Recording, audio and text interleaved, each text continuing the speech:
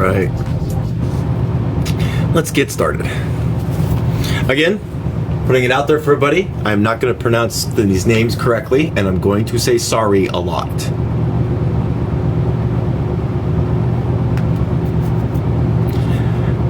Alright, let's start this out. Let me do something here real quick. A little spot on my glasses. It's going to bug me.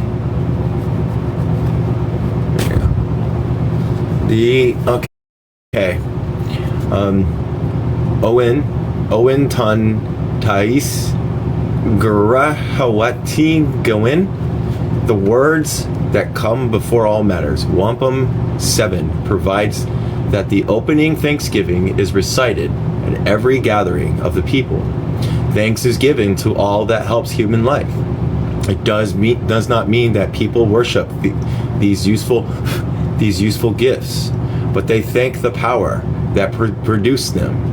The great law of peace, a Thanksgiving open address, put people within an interdependent system of relationships among all elements of nature, which are equal.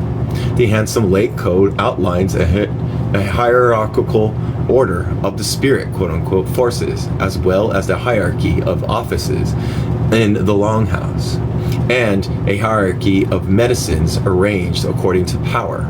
An elder provided the following insight into the basis of the law of great peace as set out in the Owenton Taisi Karwiwati Hugwin. The words that come before that every matter, quote unquote. The opening begins by paying respect to the people who still follow the great law of peace, reminding them of the necessity of good relations among themselves in order to be more productive and happy. When respect is extended to the earth, which is our mother, and how female functions parallel the role of the earth, it emanates the medicines that inherent come from living on her.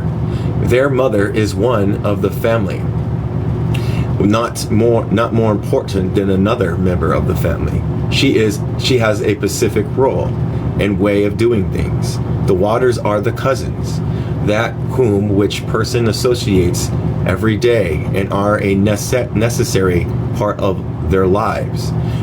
From there, respect is extended to the contents of the waters, the fish, plant life, and other beings. Food and medicines needed to live healthily come from the waters. Plant life, such as corn, beans, and squash, strawberries, and other foods, is referred to as the sisters. They are given the same respect as their mother and cousins. Then respect is given to their brothers and sisters, the animal, insects, and birds, who too are beneficial to the people. The people grow up with their relations, who constantly help one another and are all part of the continuation of life. Then respect is extended to the grandfathers, the four winds and thunders, who are part of the family. They help to renew elements of nature for the people and continually show their natural and beneficial functions. The grandmother is the moon, which has a lot of knowledge. From the moon, the people learn the best time to put seeds in the ground and to pick up medicines. She controls women's cycles, and when new phases are coming into the earth, the son is the eldest brother, who is the example for the men to follow. The son gives support to the earth by warming it so things can grow. He helps give support and reinforcement to the people. He beautifies everything that has been put on the earth. The men also protect and support the people, particularly the women.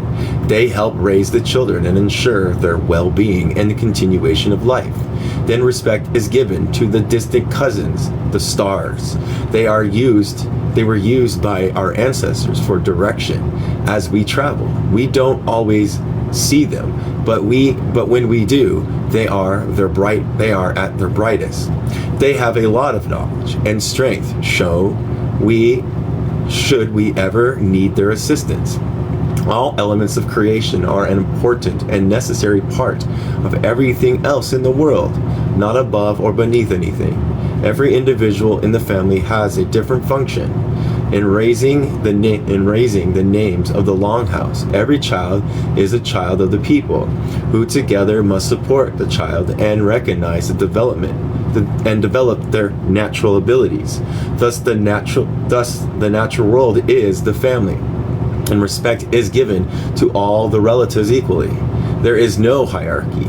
No. Now let us turn our attention to the here we go, the great law of peace, the Shanarora, the great natural power. We shall never know the face of this power, or the name of this power, or where this power dwells. All we will know is the creation of this power, and that it is logical. It is neither male or female. Ganarun Hikgowa comes from the word Geniri, which means the great good path. Renari, the word of chiefs, means he has a path. Ogorwinner, the clan mother, means she has a path. In other words, the natural direction has already been set for everyone to follow, which is good and beneficial to all members of society. There is an eagle that sits at the top of the tree, which will scream a warning if we go off the path. The eagle is symbolic of the people. They are told to be watchful, as well as to emulate their, quote, great vision, to distinguish the situation at hand from past experiences. They are to look at all directions with an open mind. The 49 chiefs are equal in power. None is higher than the other. Some nations have more clans, greater territories, and large population, but all are equal. The people are not rulers, but have a specific path that was set out for them. A path must follow is the great path, which is the Gaineri Hegunwa. The term chief is inaccurate and misleading. The Rowanir does not lead the people according to his own will, but only according to the great law of peace. The elder notes, quote, all family members come from the same creation: mother, father, grandfather, grandmother, sister, brother, cousin, nephew, and nieces. Look back just a little quick. Don't know if anybody said anything. No. All right. How can there be peace and harmony when one is above the rest? The great law of peace is real democracy based on natural righteousness, which acknowledges all that is real. According to the great law of peace, everything is reality. The Garawaho means it is real, or it is perfect. This concept has been erroneously used to describe the handsome lake code, which is ideologically based in Christianity. The elder said, quote, there are some things that are not understood and are unexplainable, such as creation, end quote. People have mixed the European Christian schools of thinking with the great law of peace. For the Iroquois, confusion is created through unsubstantiated explanations and unexplainable powers. Creation has been made perfectly, with all forces and faculties necessary to help the people. Praying to unexplained, quote, spirits will not resolve their problems. Facing reality will. These fears are exploited to make people dependent rather than independent and self-sufficient. Indigenous people have been convinced that they must live in peace. In nature, any creature that succumbs to such exploitation or does not defend itself becomes extinct. the indigenous people are threatened with extinction if they rely on this principle. The Danganana Weda warned that the chief must never seriously disagree among themselves. If they do, it will cause them to disregard each other. Quarreling with each other could lead to bloodshed. The law stipulates that no, quote, sharp utensils will be used in order to avoid the spilling of blood in any way.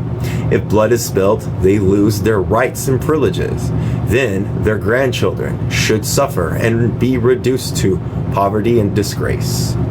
And right here, it's talking about how the longhouse is set up. So I'm going to show a picture.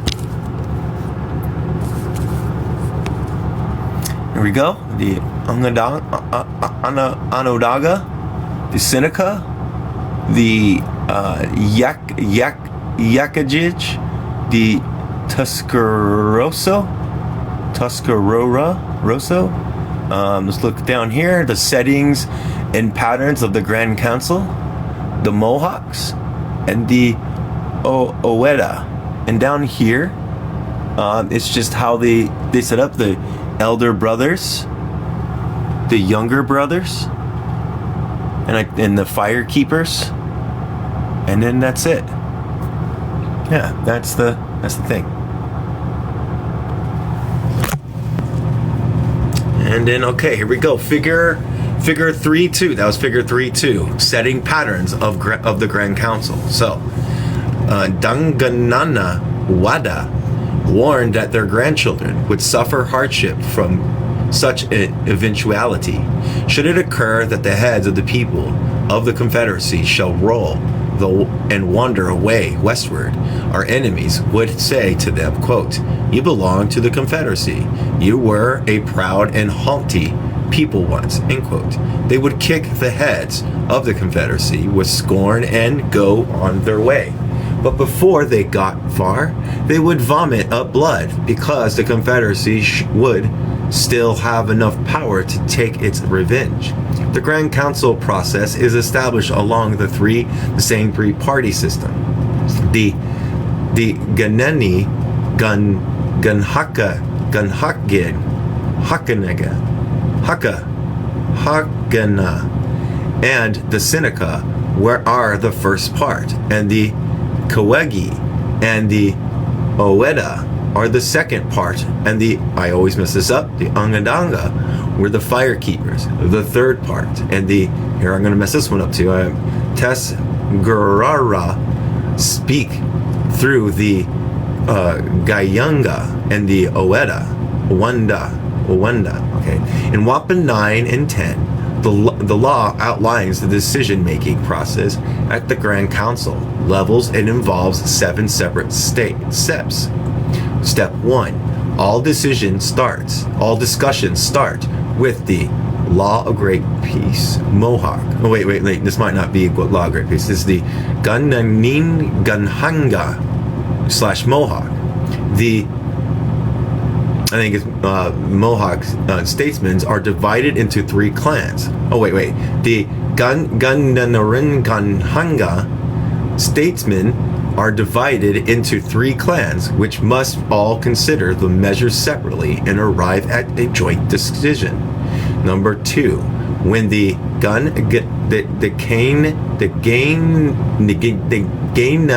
Kaningakan have agreed on the outcome of decisions, it goes to the Seneca for consideration.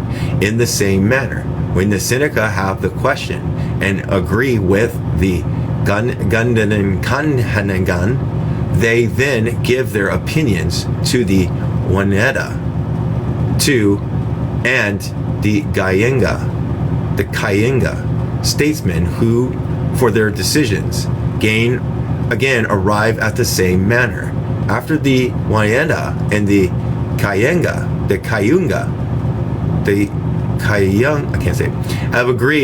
have agreed, they return the decision to the Ganankanahanga and the Seneca for their confirmation again.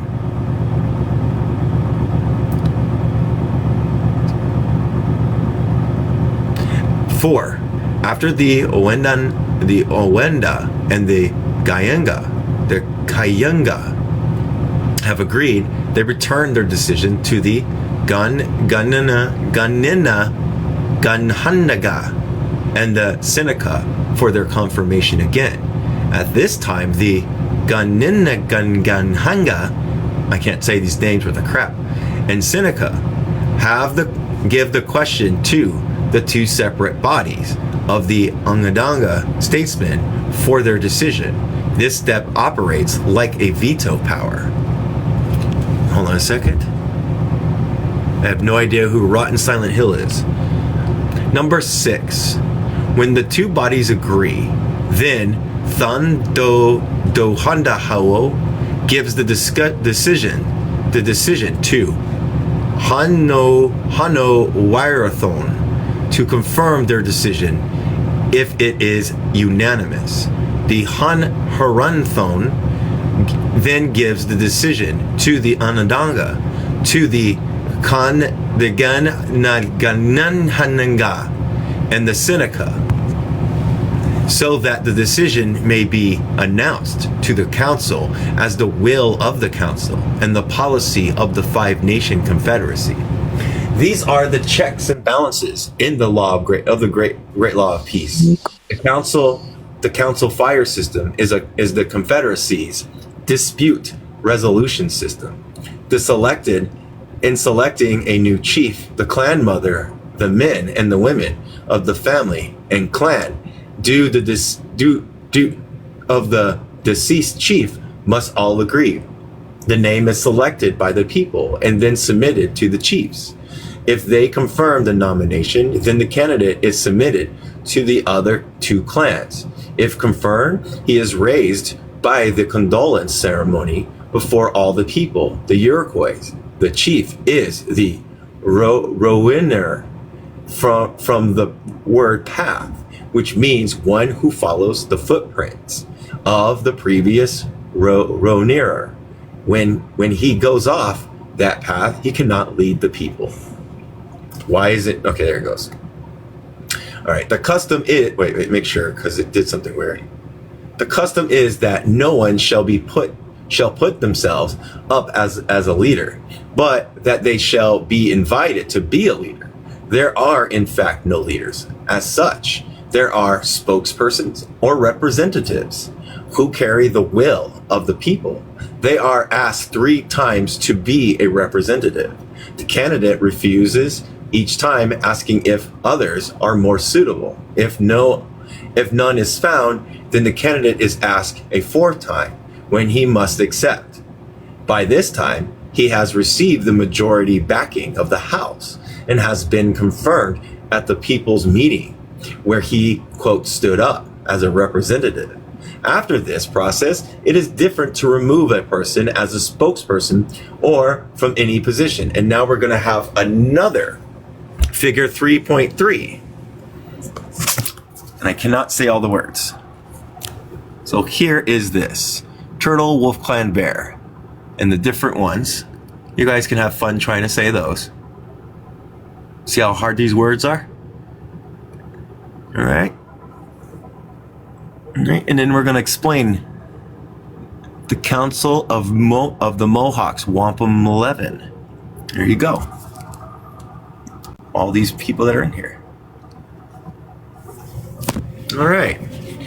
Figure 3.3, which I just showed you, Councils of the Mohawks, Wampum 11, Power of the People. Wampum 16 provides one of the most powerful rights that the citizens have in making government policies, particularly when the leaders do not heed their wishes. Quote, if the conditions call for an addition to or change of this law, the case shall be carefully considered, and if a new beam seems necessary or beneficial, it shall be called, quote, inside the quotes, added to the rafters, end quote. The clans tell the war chiefs who must tell the council to heed the will of the people. The chiefs do not go against the will of the people because the people's power of impeaching those who commit treason. Wampum 25 provides that if a chief of the League should establish any authority other than that of the Great Law of Peace, he shall be warned 3 times, then dismissed by the war chief on behalf of the people. Wampum 35. Providing for the election of pine tree chiefs. Should any men inside or outside the nation help with special abilities to show great interest in the affairs of the nation, the chief may elect him to sit with them. He shall be proclaimed a pine tree sprung up for the nation, but he has no power except to advise to an advisor. Joseph Bryant was sprung up as a pine tree chief to be a translator for the Warrior Society. I think this is where it says Rotena Hashanasi.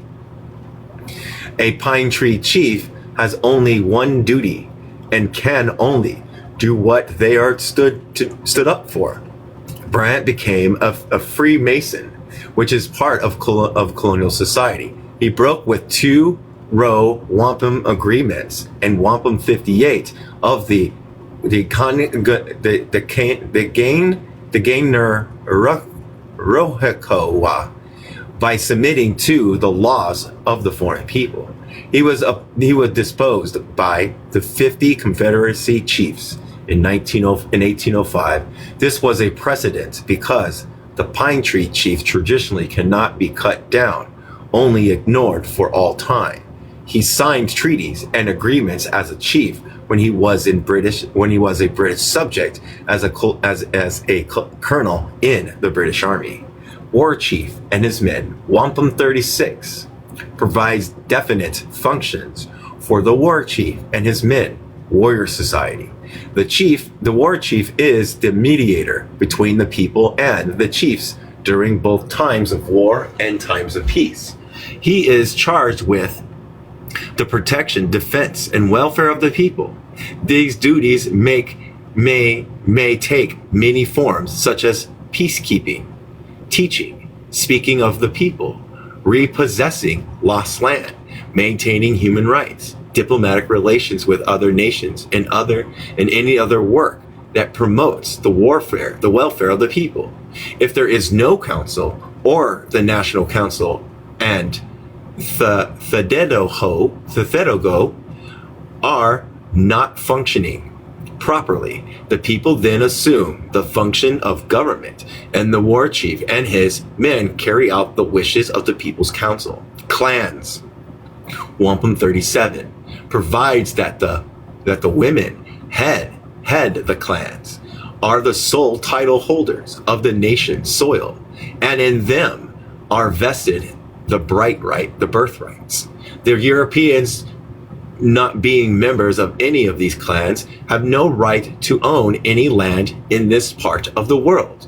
The Gorena Katikijis stated, quote, "In the true matriarchal society, the women are the chiefs and fight in the wars. In the Iroquois matrilineal society, the women having political equality plus other rights because they are the source of life and are considered closer to nature than are the men. The line of descent, rights, and inheritance, and chieftainship are derived through the female line. Wampum 42 to 54 provides the structure of the clans, which are political families. The clan mothers are called Ayagororanir, meaning she follows the footprints of the previous Ayagoroner. They carry out the decisions of their clan, put their clan on the right course of action, and make sure their clan upholds the great law of peace. The clan mothers possesses the chieftainship title, Wampum Stream. The people can depose her if she does a serious wrong.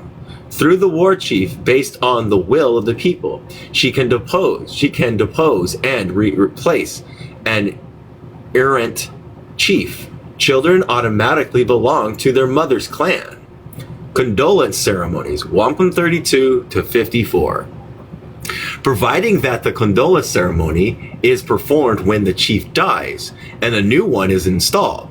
The Mohawk, Seneca, the Onondaga chiefs are installed by the Oweda and the Cayuga.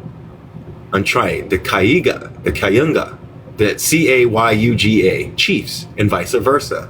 The chieftainship titles are the names of the original 49 chiefs at the formation of the Confederacy, which must never be buried. Line of descent. Wampum 44 provides the line of descent shall follow the female line. Women being the progenitor of the nations of title holders of the land and soil. The clans oversee the adoption of strangers, ceremonies, burial places, and meetings of the clans. The women are in charge of maintaining the bloodlines of the people. This explains why the European colonialists had to destroy the women's power in order to occupy and take political and economic control over North America. Land title held by women. The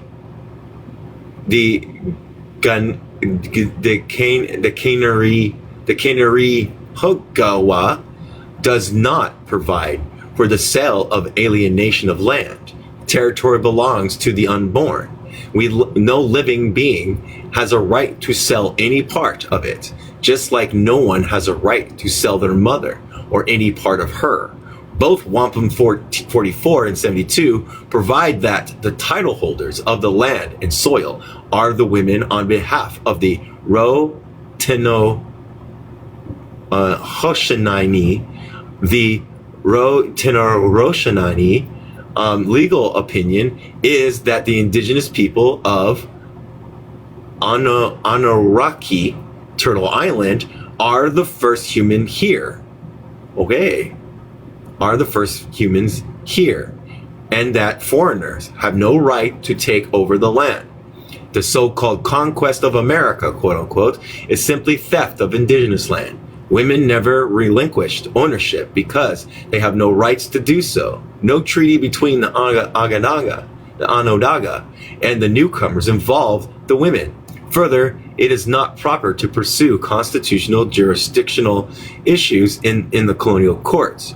Jurisdiction over the land still lies with the indigenous people, and its reappropriation is the responsibility of all the people. Therefore, all land transactions since contracts are fraudulent and illegal. The Kanen Ganahashkeki asks that when the women of the nation are weak, the nation is weak. The strength of the Kanashki is deprived from the women's, whereas the males of their children gain their identity, power, and relationship from the universe. The women are the connection to the earth, and their men depend on this connection to give them the energy and courage to protect their people and their territories. Because women are seen as life givers. They're the most important part of the society. Naming ceremonies. And the settlers are based in patriarchal relations, so they wouldn't engage with the women as the leaders of the indigenous communities. Naming ceremonies. Wampum 46 provides for clan mothers to bestow names on the children. In the past, we were born and lived in longhouses. A child is born, a Ganen Kini Hashkia, Oweda, etc.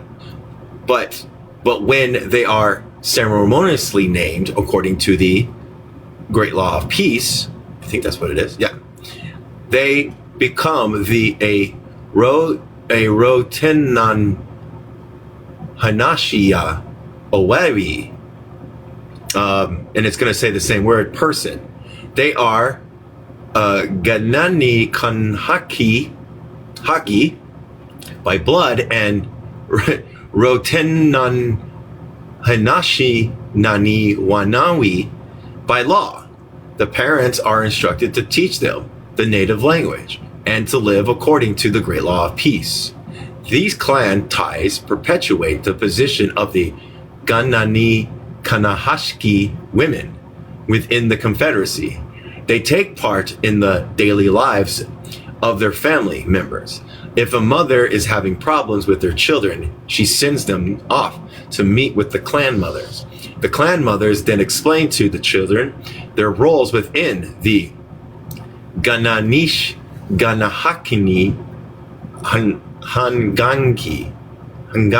Hanganke organization and the behavior expected of them, leaving the final decision up to the individual. This system keeps the group together, the group working together as a whole, and removes the disruption that could cause the dissension within the nation. 50 chief names. Wampum 46 provides that women shall be the one you're having trouble with is Haudenosaunee. Thank you. I don't know which one that was. Women shall be the holders of the authorized names and the 50 chiefs of the Confederacy for all times to come. Disposing chiefs. Wampum 52 to 54 and 54, providing that the women select and depose the chiefs. They are also responsible for reciprocal obligations of help, defense, and redress the injuries of outsiders. They maintain strategic material, I think it's material ties. Yeah, marital. Yeah, marital ties. Symbolism. In Wampum 56 to 65, Duncananwada used symbolism to explain this idea. He told them to bind their nations together as a bundle of arrows to be left beside the great tree of peace and the Confederate council fire of the Thau-Doedo-Ho. This symbolized that all these bundled arrows are stronger than one arrow. He said the Confederacy shall in the future have one body and one head. He warned that if any evil should befall the nation, they should stand or fall united as one person. This is how the Haudenosaunee, the Ganina Hanaki, and other. This is the Haudenosaunee nations. Haudenosaunee, yeah, it's right there. Although divided on, I might try to say the name. I might try to just keep trying to sound it out and push through it to see if I can just get better and better at pronouncing these words. Although divided on certain issues, we are united in other pursuits of sovereignty and justice. The Ganawada instructed the chiefs to cultivate the good feelings of friendship, love, and honor among themselves. He had thus fulfilled his duty in assisting them to establish and organize this great confederacy, which, if carefully guarded, would continue from generation to generation as long as the sun shines. His instruction was that no one else should ever be given his name, and he then left. It is possible that this was because he was the peacemaker from another Iroquois nation, Wendat. He brought the message. His job was done. Chief submitting to foreign laws in Wampum 58. Quote, anytime a Confederate chief chooses to submit to the law of the foreign people, he is no longer in but out of the Confederacy. They shall be called. They have alienated themselves. Such people shall forfeit all birthrights and claims on the 5-nation Confederacy and territory. End quote. This provision is used as a reason for the majority of, I think that's Haudenosaunee, but we're going to try it, the Haudenosaunee Nai-Oniwi. That's Haudenosaunee. Yes, I know. I said it, and then I said I'm going to try it just to see if I can get better and better at pronouncing. Not voted on the Colonial Band Council, federal or provincial elections. It In most Mohawk communities, chief and the Indigenous Act Band Council set up by the colonial government of Canada. For the Federal Indigenous Law Tribal Council set up by the U.S. Some vote in the band or tribal council election because they are beneficiaries of jobs, social assistance, and other government programs. Less than 10% of the eligible voters, quote unquote, take part in the Indigenous Act elections. Even so, the colonial government transfers all monies, programs, and benefits to their band or tribal councils for distributions to the members. Given the lack of jobs, the social, economic, and political divisions, and the contest campaign to weaken our traditional ties, this system has gained some influence on the territory. Accepting the band council system and the Handsome Lankun Code are considered a violation of Wampum 58 of the Great Law of Peace. I'm trying to do this. The Goron no Gungachti stated that the charge against these chiefs is treason. There are persons who have taken part in the band council system who are considered to have, quote, lost their voice, end quote. These persons may remain in the longhouse by sitting in the meetings and listening but not speaking. They may be asked for an opinion or an assistance. They are not discarded because the longhouse way means getting along with each other and bringing people back into the fold. The policy is one of inclusion, not exclusion. These persons can eventually regain their voice. We attempt to understand, learn, and bring harmony to the people. Wampum 59, in Wampum 59, if the chief does not heed to the warnings of the people, then the council of the women or of the men have the duty to return him to the right course of action. If he seriously endangers the people, the war chief drops the black wampum, and the men spring to their feet and club the erring chief to death. The right to decide on execution is held by both the General Council of the men and of the 5 nations and the General Council of the women of the 5 nations. If the erring chief grabs the black beads before they hit the floor, then he is giving a chance to make amends. 3. Tree of Great Long Leaves, Wampum 60. Hope everybody's having fun. Provided that these are just like things that, like, this is great. This is how they have their stuff set up. Wampum 60 provides that those who are foreseeing have a duty to bring any insight to the people's attention should a great calamity threaten the generation raising and living. Then he who is able to climb to the top of the tree of the great long leaves may do so. Should he see that evil things indeed are approaching, then he shall call to the people of the 5 nations confederacy assembled beneath the tree of the great long leaves and say, quote, a calamity threatens our happiness, end quote. This is an ancient way of warning the people to be ever on the alert to danger and to discuss and to do something about it. Reciting the Great Law of Peace. Wampum 62 provides for reciting the Great Law of Peace every 5 years. Now it is written down. Dunkanan Wandada would probably have recommended that the people read it often. There are chiefs who don't realize when they are violating the law because they refuse to read it. Once a year, every community would recite the Great Law of Peace for its members to hear. Every 5 years, the entire Confederacy would gather to have the Great Law of Peace recital to eliminate the excuse of being arrogant of the law.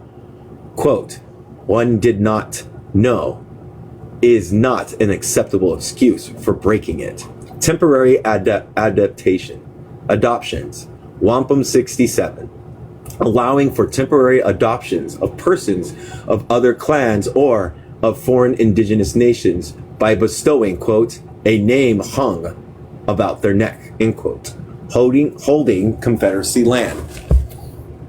Wampum 72 to 73 provide that the Confederacy territory is the soil of earth from one end of the land to the other, and it is the property of the people who inhabit it, and that none other may hold it. The nation agreed on boundaries for hunting grounds and territories. The Confederacy role is to protect those boundary lines, and any changes have to be made in the Grand Council with all nations concurring. Blood claims, Wampum 76, provides that the rights can only be claimed through family lineage. Otherwise, not knowing all the traditions of the Confederacy, someone might go against its great peace without realizing it. The national and Grand Councils, only the Ranura has a voice unless the individual is asked to speak. Weapons of war, Wampum 91, provides for the right of warriors to take up the weapons of war to defend their land, people, and sovereignty. All living things in the natural world possesses the, quote, instinct to protect themselves, their territory, and their own kind, especially their young. People's right to meet. Wampum 93, providing for the inherent and constitutional right of the people to assemble anytime at any place within their territory without having to seek permission from any national council. The Great Law of Peace sets the path to follow. No new path can be made. No one may stray from the path. Quote, whenever there is a especially important matter, the chiefs of the league must submit the matter to the decision of their people, and the decision of the people shall affect the decision of the league council, which shall be a confirmation of the voice of the people. When the people hold a general council, their decisions are as valid as the Grand Council's decision, providing that they do not violate the Constitution. The Grand Council has to accept the people's decision, as the Confederacy is the people's government. What the Constitution represents in terms of philosophy. So we're going into philosophy now. All right. The Constitution gives I think it's Haudenosaunee, Haudenosaunee Owani, a strong identity is a philosophy upon which to base our lives, unity with our brethren, and a sense of who we are as a people.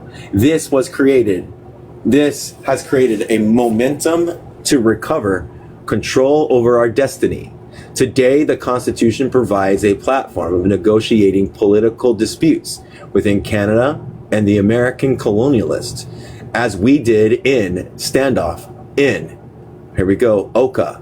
They said, Gani Hanastiaki Gin, Oka. And as we did in the past with the French, English, Dutch, and the Americans, using the constitutions, we are also able to deal with disputes within our nations and making decisions using its basic principles. It outlines everyone's role and purpose in the Confederacy, as well as the philosophy and structures within which to deal with our environment. Women are the integral part of the Great Law of Peace. That's not Great Law of Peace. The Gani Kanahashki survival, and are the backbone of Mohawk society. Both men and women have our roles. Both men and women have our roles to fulfill in keeping the nation strong. Duties are divided and complementary. Women, as heads of our families and clans, are said to better understand controversies among people. In war, we would not unnecessarily risk the lives of our people over petty squabbles. The Ganhangi men depend on this feminine wisdom to decide whether Rather, going to war would provide the greatest good for the ultimate effort. The Haudenosaunee, I think it is, the Haudenosaunee, being a matrilineal society, hand down property through the females. A Mohawk bridegroom is expected to live in his wife's community and in her home, which was a longhouse with the extended family. Marriages are considered seriously. Children are highly regarded. During marriage ceremonies, young couples are instructed that, quote, if creation wants to, it will send you children, end quote. Children are gifts from creation and are to be treated as such. This philosophy unites the Haudenosaunee, the Haudenosaunee, which is now a force that Canadian and American authorities have come to respect. Challenged for hundreds of years, the Haudenosaunee, which is the Haudenosaunee, have emerged as a cohesive group. We are reaffirming our sovereign nationhood, reclaiming our lands, powers, and possessions, and making our presence felt nationally and internationally. Outside threats from the colonial states that are squatting on our land have forced the Haudenosaunee to consider our political position. We are falling back on our traditional longhouse philosophy, the treaties, our history, and, of course, our Constitution, the Great Law of Peace. Young Gananganhanga people are studying the Great Law of Peace and relearning the Gananganhanki language. No doubt, the tried and true philosophy of the past, which has withstood attacks and near annihilation, provides direction to the young people. The Gananganhingya activism has shown other indigenous people that it pays to exercise their rights. The mainstream public is seeing a new indigenous image emerge, even in the international stage. The Gananganhangi and other Haudenosaunee, the Haudenosaunee, are asserting themselves. For example, at the United Nations, where we are eloquently presenting our case. No doubt the philosophy embedded in the ancient Great Law of Peace Constitution is a major factor as to why the Haudenosaunee, the Haudenosaunee, still struggle, resist, and exist. Unity of the Haudenosaunee nations, the Haudenosaunee nation, is based on the philosophy of the Great Law of Peace. The more unified the clans and communities of the Gananganhanki nation become, the stronger we become. It is this philosophy that affirms the sovereignty of the Gananganhanki nation and the Haudenosaunee Confederacy. Haudenosaunee, the Haudenosaunee being geographically located in both the colonies of the United States and Canada, must constantly exercise diplomatic acuity. Don't know that word. I have to look it up. Right back.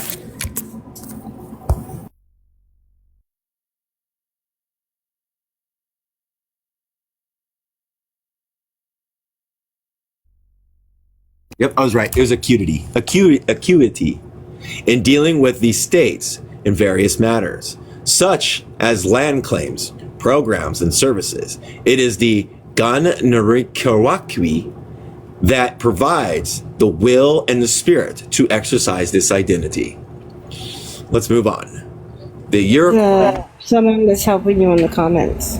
Yay, thank you. The Akuati. I'm going to mess it up. Akuiti. Yeah, I'm going to mess it up. Who's still here with us? Not too many people Two-Spirit and them must be busy. The Aturan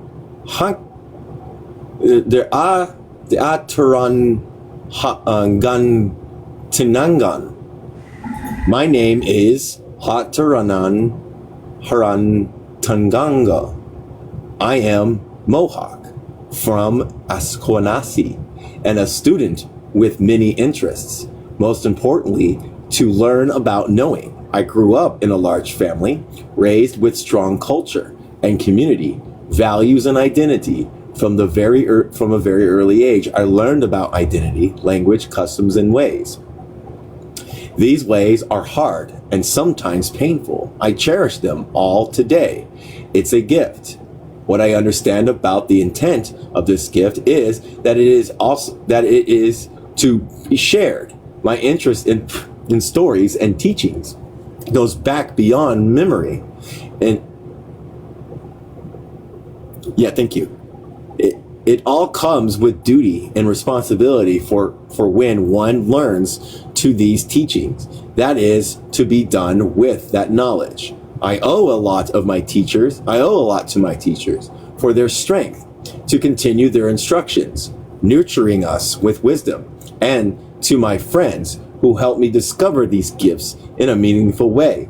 This is reflected in the oral and written transmissions of the Iroquoian use of wampum. The goal is to continue to learn.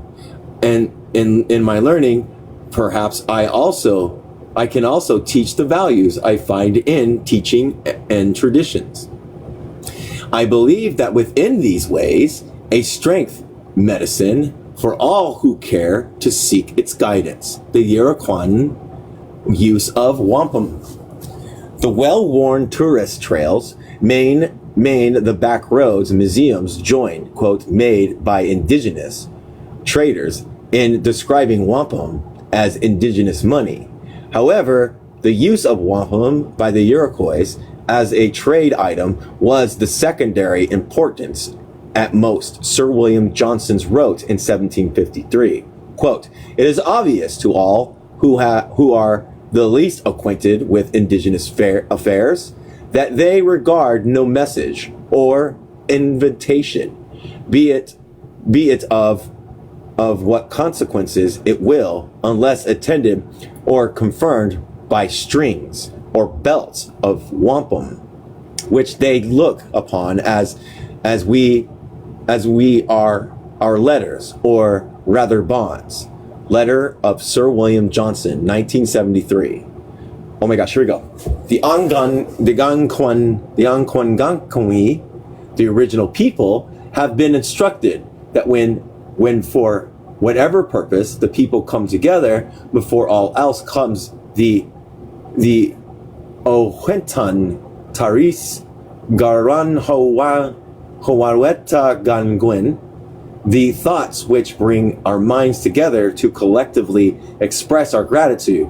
We address each other as brothers and sisters of the same creation, as friends and human beings, which is the way we are instructed to greet one another.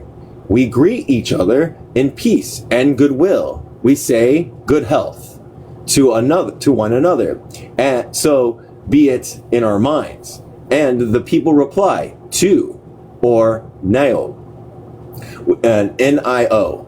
We give thanks to the earth, the giver of life, to the waters, the plant life, and all the animals, the insects and the fish, to the life and the forces that are in the sky world, eldest brother sun, grandmother moon, and our distant cousin the stars. I want to share the words of the people who are no longer with us, who when teaching me intended that I should pass on these words to the younger generations. There are many variations of these teachings, but I am going to share a version that I heard while I was growing up and sitting in the longhouse listening. What I saw that impressed me was the respect and honor of my grandparents would show when they handled Ogaran Ra wampum. To the Haudenosaunee, the Iroquois peoples, wampum held and holds a special significance of a message given through spiritual means. We are told that wampum was given to us a long time ago by the Aweo-Wenetha or Harawetha, the Hiawatha, one of the very special men among our Iroquois people. Thank you. Who helped Kanawanda, the peacemaker, establish the law of great peace, the great peace known as the Five Nation Confederacy of the Iroquois Confederacy. At the time Yanawetha received these wampums, he had lost his daughter. He was in great sadness, and he did not know what to do next. A message came to him as he was walking beside a lake. And in one version of the story, a flock of geese came to this lake and picked up the water. On the remaining lake bed lay strings of wampum. The Yanwinatha said, quote, I'm not going to say it. I'm sorry. I'm going to try, but I'm just going to say it right. Sorry. If I ever meet a man who has the same grief, who has the same loss that I feel, here is what I would begin to say to him in condolence, end quote. He would say to him that life has to continue. Although we acknowledge a great loss in our life, we have to look at the life cycle that will continue. The sun will shine tomorrow, just as it did today. The moon will continue her direction. Mother Earth will continue her cycles. So it was that he found the words that are still used for condolence messages. Today, when our leaders, both men and women, pass away, the Yanwanatha, a great statesman, and in his grief, found his heart. What he would say to his fellow men would be in the same condition as him.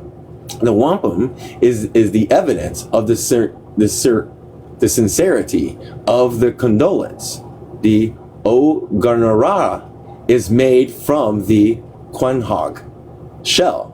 The quanhog shell has two colors: an area where it is purely white, almost ivory, and areas that are more purplish. Wampum is made from both the ivory and the purplish areas. There are notations as to how the combination of the purple and white beads are to be strung. It is the significance of how they are strung that the interpreter or orator must remember and recite. This requires considerable insight and training. We say that a man who can do this has a gift given to him by the spiritual powers, and that the gift belongs to the people. If it just flows through the orator, the gift does not belong to him.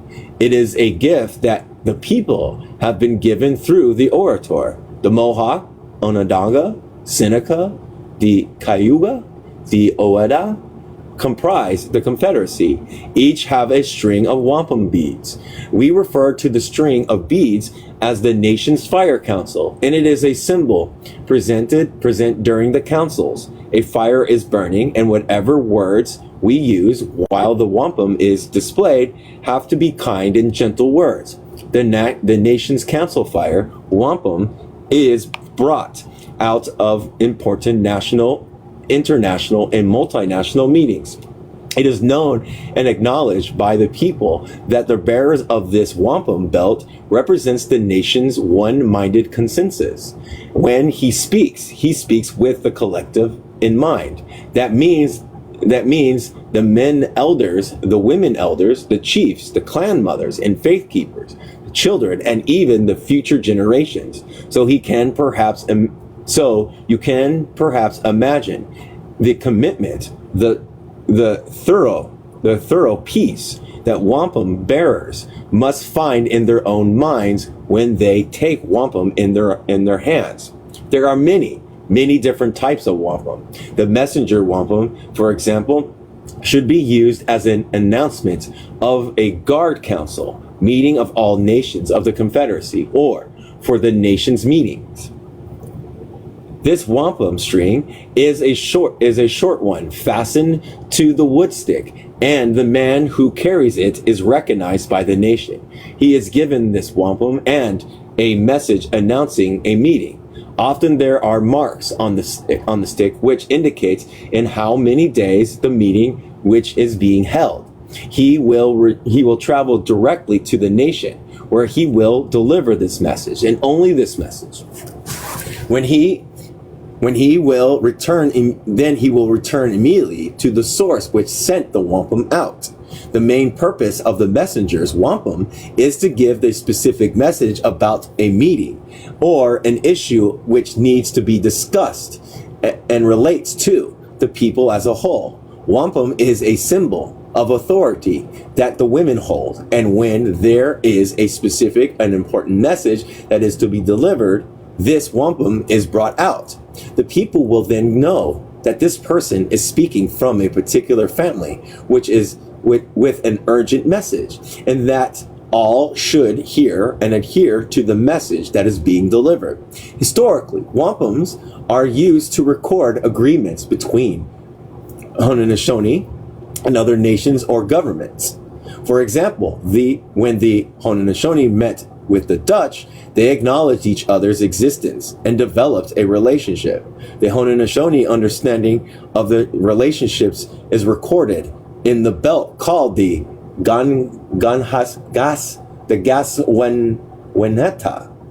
The Gasweneta has also known as the two-row wampum belt, and there is a very special meaning for us in that belt. Even today, the two-row wampum belt is about 2.5 feet long and has two purple parallel lines which run the length of the belt with the white background. This particular belt denotes the type of relationship the nation of the Haudenosaunee were expected to have with the Dutch and other arriving nations for all time to come.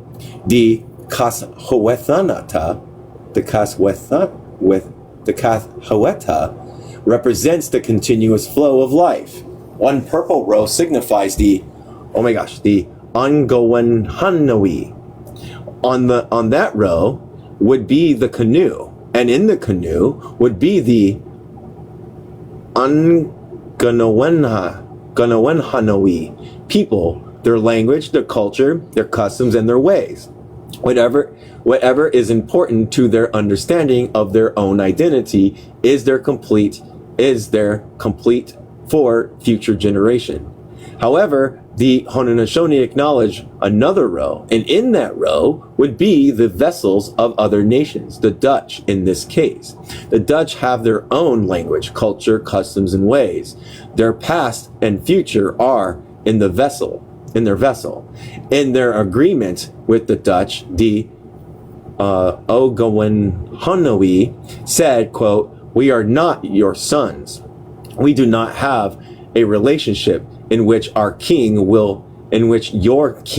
will be our father, but rather we are equals, and we are brothers. We are created as brothers, and we can flow down the river of life, each in our respective vessels and canoes. We can have a relationship, a communication, and understanding about one another, but we are not to steer the other vessels or canoe, end quote.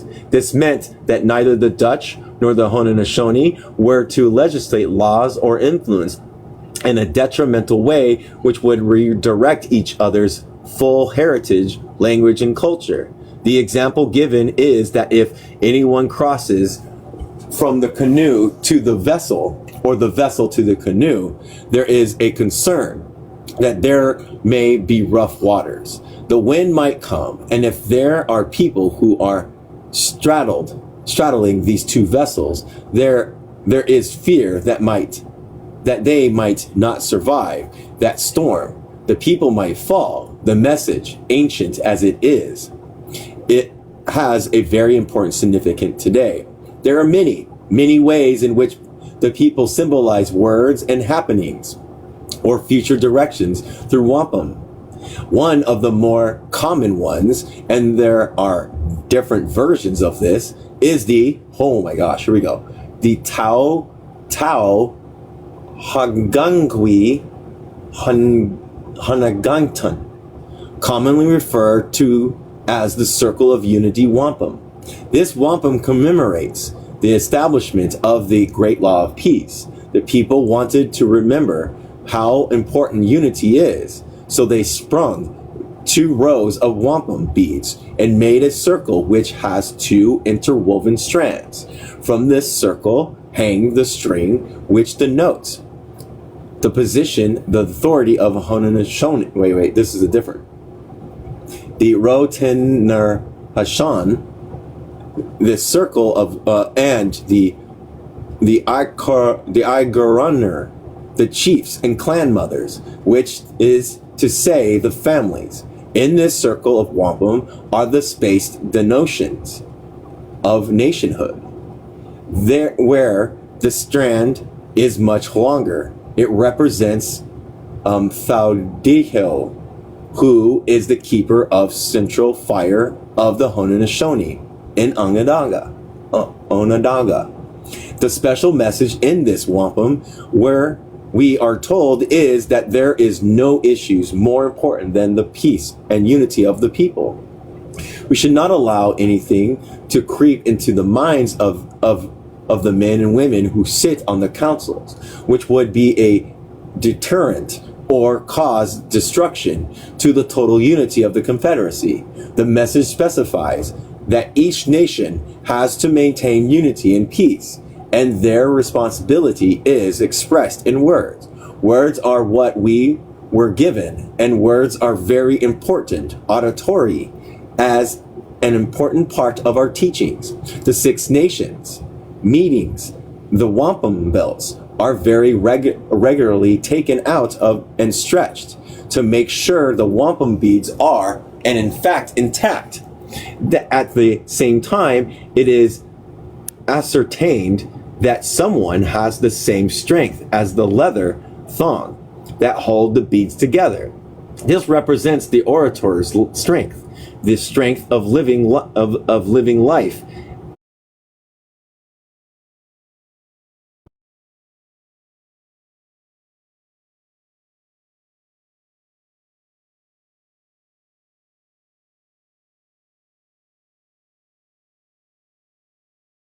Parts need to be replaced. Fresh thongs are necessary. The belt must continuously be made strong. More importantly, the message that belongs to the belt must be fixed in memory to make sure that someone has the message to hand down.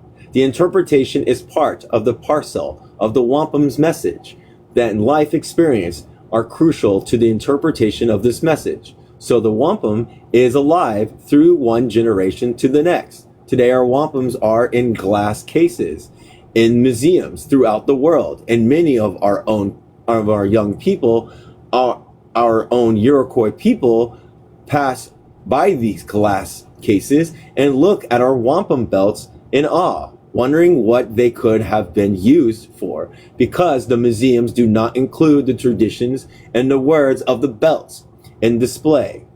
The wampum belts, beads, and strings are used as reminders for speakers, but it is the speaker who knows the words. The wampum belts themselves do not speak. One has to know the culture, the language, the words and feelings, the life around what happened with these wampums to understand the real significance. When the wampum belts are in display cases, they do not generate what kind of spirituality. A kind of spirituality. Sometimes I think that historians, although they don't mean to, perhaps want to put us in the historical timeline, and they do not allow us to say, quote, but it is alive today, end quote. This oratorio this orator is here today, and we can still hear these words. We know the words today. Historians perhaps want us to say, quote, well, it used to be like that, end quote. Yes, it used to be like that, but it still is, and it will be in the future. Nice. Hey, where did Joe go? Where did Joe go? I am a warrior. Gunhararo John Kane. John Kane is a Gani Ganhungi from the Kanhanokoi, who currently lives in Chattarooga's territory of the Seneca Nation. John has been involved for most of his adult life in the contemporary issues affecting Native people and has battled local, state, and federal government and raised awareness on issues ranging from taxation of Native mascots to Native mascots, missing and murdered Indigenous women, land use, land claims, and environmental destructive infrastructure projects like the KXL pipeline, the Dakota Access Pipeline 3. He hosts a popular radio show, Resistance Radio, on WBAI 99.5 FM in New York City and WPFW 89.3 FM in Washington, D.C., and the podcast Let's Talk Native with John Kane. I am a warrior. I am not the Hollywood version or the kind of slap on the side of the football helmet. I am not something man devolves into, but rather something we inspire to. I am not a soldier in an army of mindless pawns. I don't fight to defeat an enemy. In fact, I hardly, quote, fight at all. I have never killed a man, although I have carried weapons for that purpose. I am a warrior, not by anyone else's definition other than my own. My purpose is not war.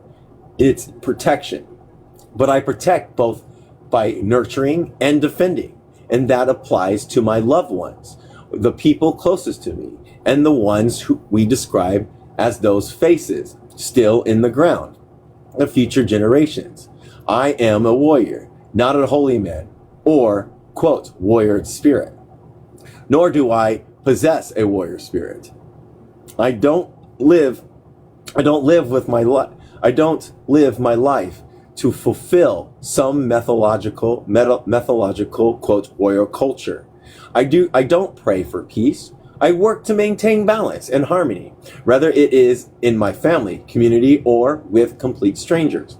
I say all this because the word warrior is so abused. I know it's not ours. It's like so many other words that have been applied to us. Around 50 years ago, Louis Hall told a group of young men who began to pick up our traditional songs that they didn't need permission to do so, nor did they need permission to start playing a bigger role in defending their community and advancing our sovereignty. He told them that they had more than the right to do so. They had an obligation.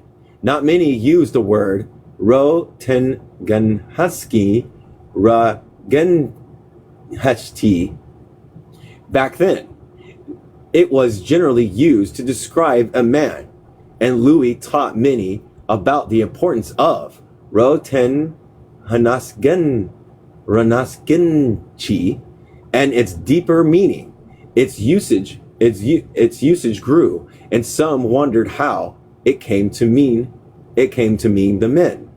I heard it said that it was what was told to me by the ones I trust most in the etymology of our words was that it means he carries his medicine bag, not a doctor's bag, but our own pouch with our own medicine, our umbilical cord that connects us to our mother, the soil from the birthplace that connects us to the mother of all, some tobacco and other objects and medicines that may only relate or have meaning to the owner.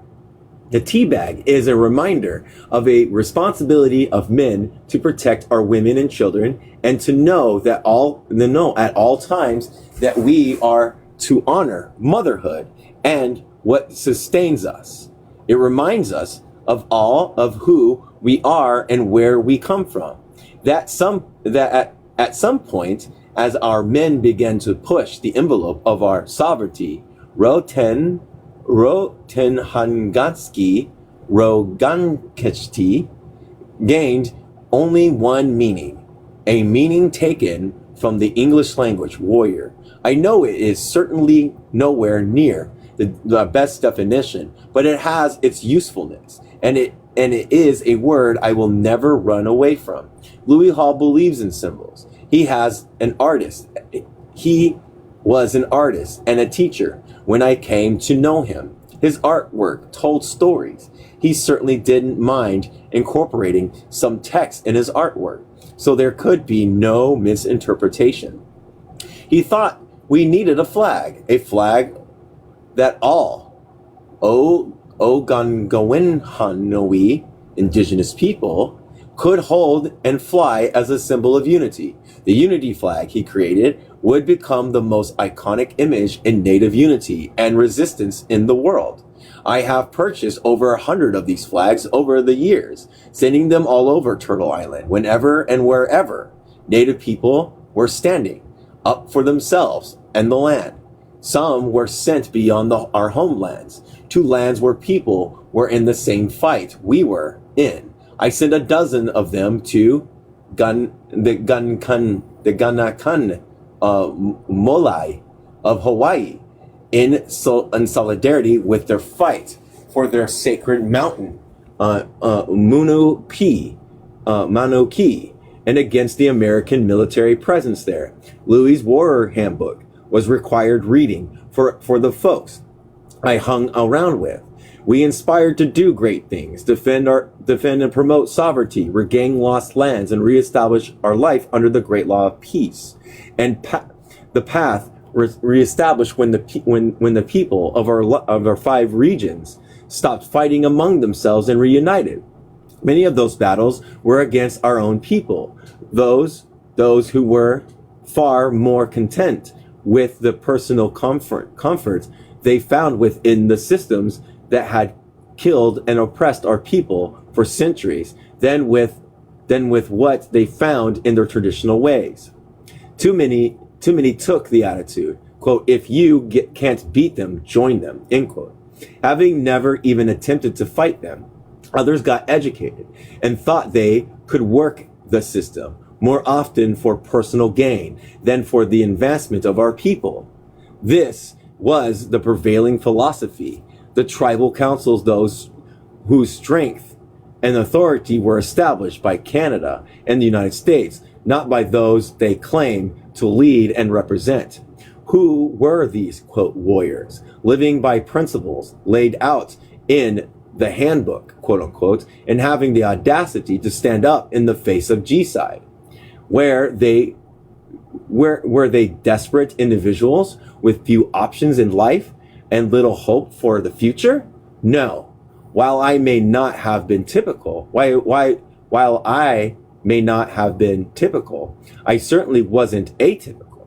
I was among many who were articulate, thoughtful, and hardworking. I graduated at the top of my high school class and went off to college.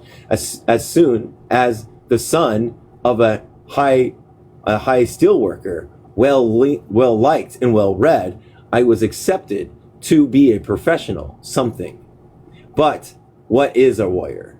The men I associate with were ironworkers, veterans, lacrosse players, artists, teachers, and craftsmen. They were tough, smart, and passionate. None were desperate or without hope. Many came from Christian families, but had cast that off along with many other colonial influences on our culture. They were family men with wives and children who struggled to balance the responsibility of being a Rotenhashgani Ranechti in the age where The paychecks that supported our family carried the imprints of the countries we fought on their currency. In order to make a living, some, like myself, were ripped from their families, not unlike those children ripped from their parents and shipped off to residential school. This time it was fathers ripped from their wives and children who depended on them. We fought law enforcement, local and federal. We stood up to armies, the FBI, the bureaus of indigenous affairs. In the case of the latter, we also fought their puppets who live among us. I am Nani Gan Hashgagi, what most people know as Mohawk. But my life and 3 children are Owatakia Gia, or Oweda, One Eda. As many native communities, corrupt men seek money and power. Knew that path led through the BIA and the false claims of authority it allows for. As a warrior, I was proud to take a stand for my family and the Oatagan people. Even though standing up to the power of the U.S. federal government has a cost, mine was a sham federal trial and 2-year prison sentence. There's a legacy that was born out of the redevelopment of the Warrior Society, and we're seeing it every day. There's real solidarity, where we are seeing a lot more people who are willing to resist the policies and assimilation and land control. People are trying to associate that with AIM, but I don't think AIM was nearly as effective as a real sovereign movement. It came with the Warrior Society. They were parallel movement in many ways, but for us, the idea of the Warrior Society wasn't about creating a movement. It was about revitalizing our culture, revitalizing our culture. It was about asserting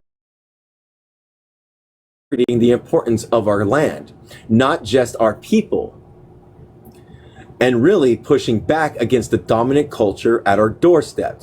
When you are young and looking at what your previous generations did or did not or didn't do, you can build a certain amount of resentment because you can feel like the folks before you didn't do enough. You're grateful that the language and some elements of the culture continue, but our young people who are now involved in resistance, they have something to look back on. They got to see what my generations and the folks older than me were involved in. And it's inspirational. Even though they may have been too young to experience, are taking back land at Genkani or Oka. They know that it took place there. What we're seeing now is a generation that doesn't of resistance. They're taking it to the next level and hopefully taking it beyond where we took it. I knew Louis Hall. I know the amount of work that went into the Warrior's Handbook and the newsletters he has banged out on the regular basis. Louis Hall made us think critically in ways that nobody had ever had before. Louis Hall was unique for the generations he represents, even for those considered iconic individuals and native voices. There was nobody doing what Louis did. Some of the names like the Oren Loans and the Vine de Lera, the bigger message still had much capitulations for my liking, and unfortunately their actions were met with words. Louis Hall wasn't just a mouthpiece. He was physically engaged. Louis Hall led me to a place and prepared me to experience the things I needed to become knowledgeable. I was privileged to know him and those who knew him even better than I did. I continue to learn from people he has influenced, mostly from those who were closest to him. This is the warrior I am. And we will stop there and go on part 4 on Garano Rangankanesh. We'll go on to there, and it will be who is the artist. Okay, probably gonna talk about the unity flag and stuff. Okay, so we stopped on page 125. 125. I'm gonna write it down. It doesn't look like we have too many people that are gonna come up. 125, from 98 to 125. I'm reading slowly, but I think that's good.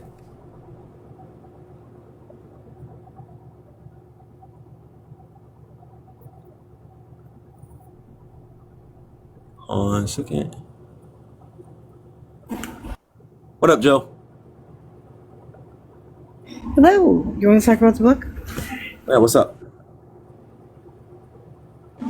So I was really enjoying all the matriarchal stuff and about how it passed down from woman to daughter, but how the men were still considered important in the final decisions that they made and everything. Yep, it was very matrilineal and women led, because women were the true leaders.